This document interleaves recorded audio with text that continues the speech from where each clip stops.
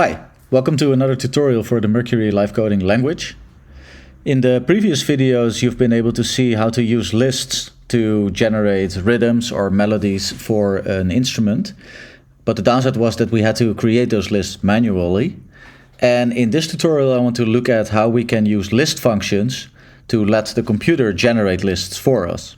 So when I say generating lists, I mean we type a function with some parameters, and the output of that function will give us a new list that we can use as, for example, a rhythm or a melody, or to modulate other parameters in an instrument.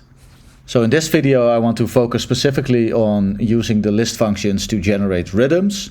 And in an upcoming video, I want to show you how we can generate lists for other things like melodies or modulation for parameters. So the first thing I would like to point out is that there's a new documentation for the Mercury language that you can find if you click on Help. And in the documentation, you can find many things, but the thing that we are going to look at today is under the reference, and it's called the list functions. So I will click on list functions and keep this open on the side. It is a bit much to look at everything now, but we might go back to this in a little bit when we're coding. So let's quickly recap what we have to do to start creating a list. So we have to type the list keyword, then we have to type a name for the list. For example, if we want to create a list for a kick, we can type kick beat. And then normally I would make a list manually, so I type square brackets. And then I could fill in zeros and ones to create a beat for a kick. And then if we make a new sample, for example, a kick 909, play this at 16th notes, and then play the kick beat through the play function, we can hear this kick with the pattern above.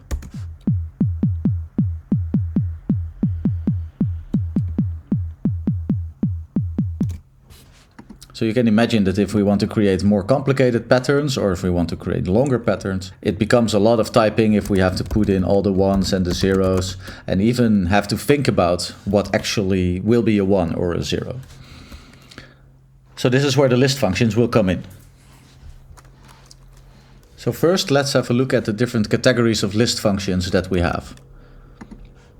So in the documentation, if you scroll down a little bit, you can see the list function categories. So there's generative functions, stochastic functions, transform functions, translate functions, and utility and math functions. So the generative functions are functions that will generate a list for you. The stochastic functions do similar things, but will give a list based on some form of randomness.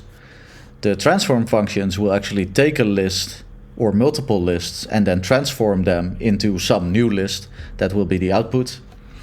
The translate function will translate between different domains, for example, going from MIDI notes to frequencies. The utility and math functions are some more basic functions like adding or subtracting two lists. So for now, the functions that are of most interest to us are functions that help us to generate a rhythm in this case. So basically, generating a rhythm will be some function that will give us some form of ones and zeros, because that is what the play function expects to have. So first we can do a stochastic function that we can use to generate a list. For example, there's the coin function. So in this case, instead of using the square brackets to say that we make a list, we type in a function. So we type the name of the function and then a parentheses open and closed. And within the parentheses, we will type the arguments for that function. So in the documentation, we can always see, if we scroll on the right bar, we can go to the coin function, and then we can look at how it works, what the argument is that it's expecting, and it also has a little example. So in this case, it expects an integer, a positive integer, which is a whole number starting at 0 all the way to infinity. So let's create 8 random numbers. So the coin function is like a coin toss, so it can either be heads or tails, so 1 or 0. So I can evaluate this, and then I will hear a kick playing a random pattern.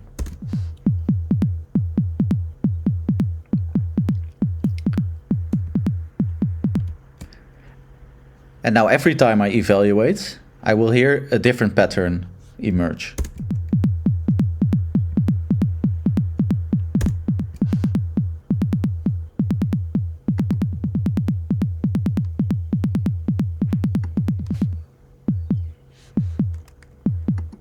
That is what the coin function does. So every time you evaluate, you get a new random set of coin tosses. And in this case, the 8 means that we have a list output of 8. If we want to see what the coin function is actually outputting, we can use the print keyword. So I can say print kickbeat. And then when I hit play, the list will also be printed in the console on the bottom.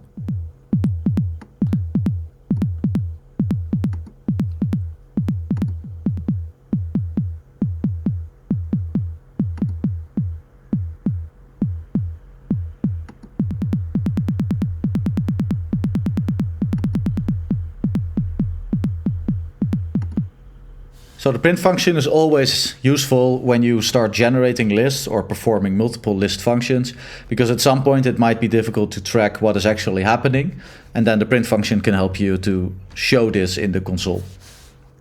So we can create some more instruments, for example a hi-hat and maybe also a snare. And I can create list functions. I will do that on the top in this case. So we have a hat beat and we have a snare beat. And I create some different patterns with the coin for different lengths to keep it a bit interesting also. And let's see what this does. So maybe we want to print all the lists.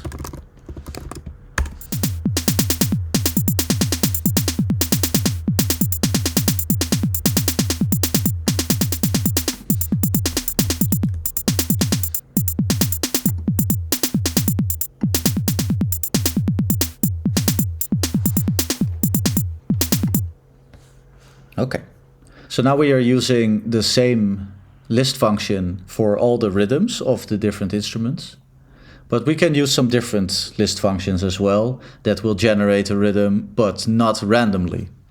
So for example, I will do this for the hi-hat.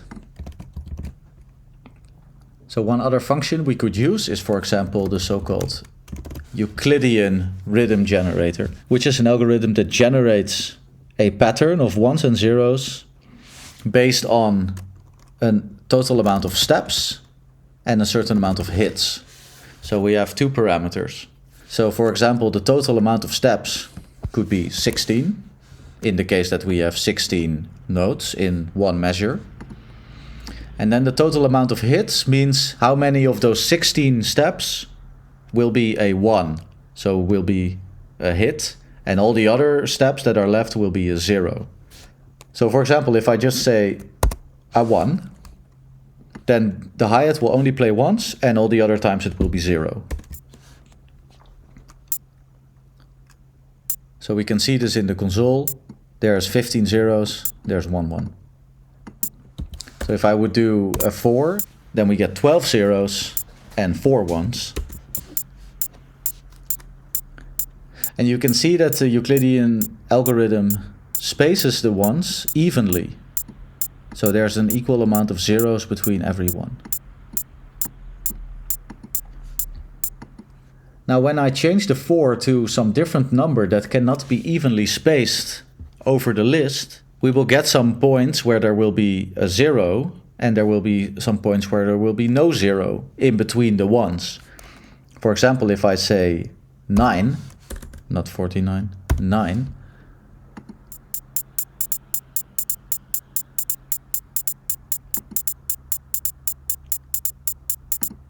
You can see there is a pattern that has a few times 1 0 1 0 1 0, but then because there's not enough zeros and not enough space in the list, there will be some points where there will be a double 1, and also from the end to the beginning is also a double 1.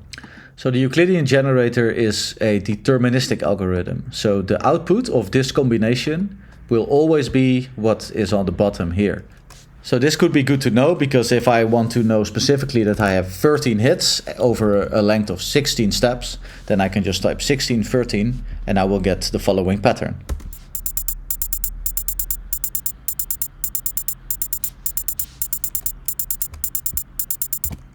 So now it could be nice to combine this Euclidean rhythm with, for example, the kick. And we can give the kick also a Euclidean rhythm, but maybe a bit differently. So maybe we say 7, 4. So it's good to note that the first number doesn't have to be exactly the same as the time interval. This can be 100, 1000, 5, anything you choose. It is just the length of the output of the list.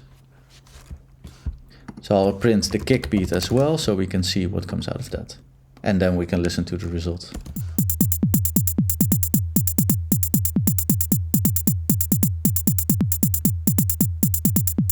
And of course we can change these values and then live code them.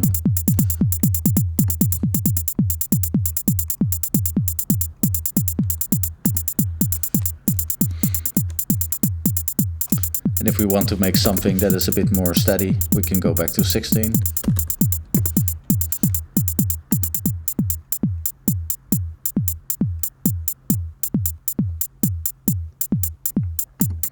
And we can introduce the snare drum as well with a Euclidean rhythm, maybe with 5.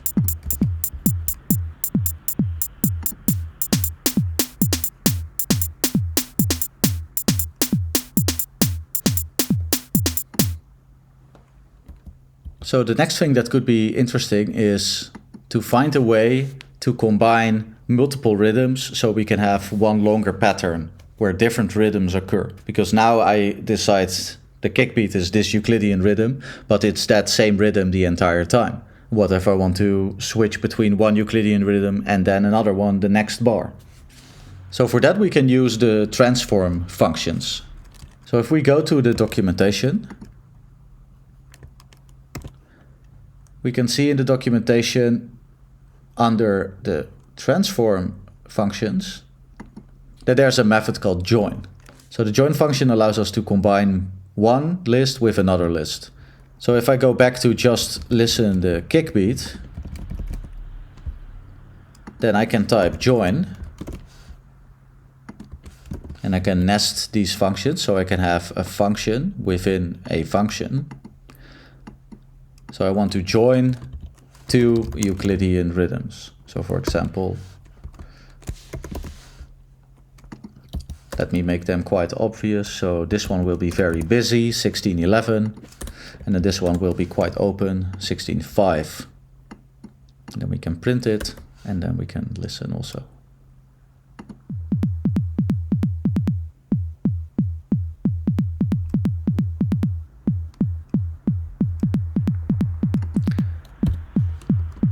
And so we can extend this. We can say, I want to have another Euclidean rhythm, maybe 7, and maybe I want to finish with something random. So every time I evaluate, the first 3 sections will be the Euclidean rhythm, and then the last section will be a random pattern.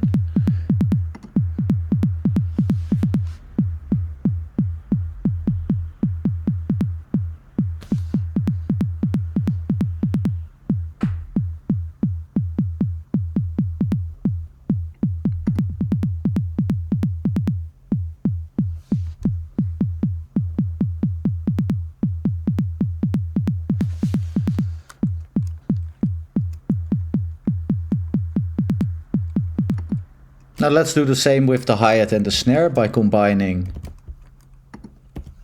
a few patterns. So for the hi-hat I will say maybe this one, and maybe I will make it a bit weirder by adding a shorter pattern so it will phase in time. And for the snare I will join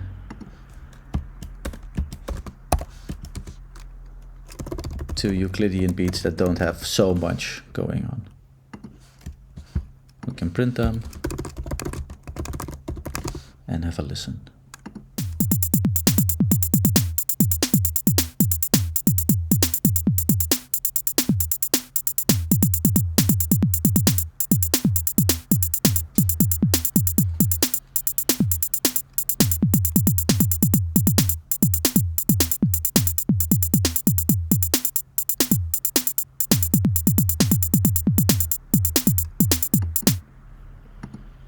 Okay.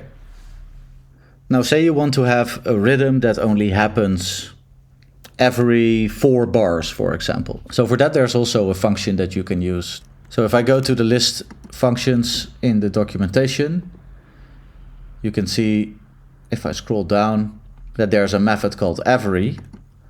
So this is the method that you can use if you want something to happen every 3 bars or 4 bars. So say I have a synth, which will be a bass synth with a sawtooth that will play at 16th notes. But if I start this now, we will hear the bass every time.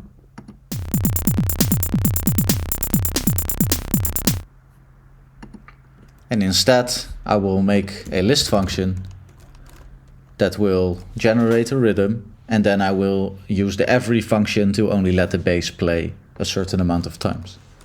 So I will create a bass beat,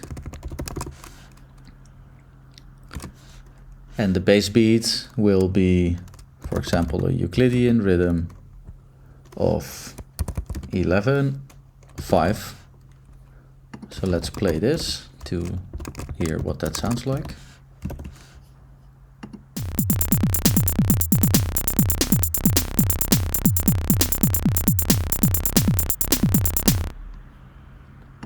Maybe I make the shape a bit shorter so we can hear it a bit better.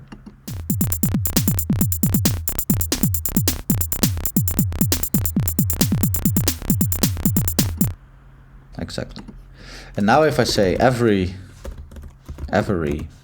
4, then when I hit play, we will only hear the bass synth every 4 bars of the pattern.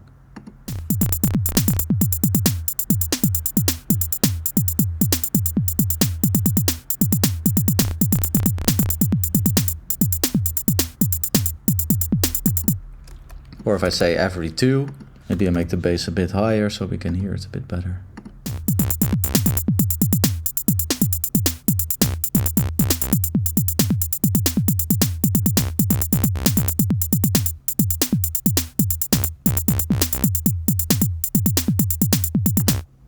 So there's a whole bunch of other list functions that you could use to generate rhythms and combine different rhythms.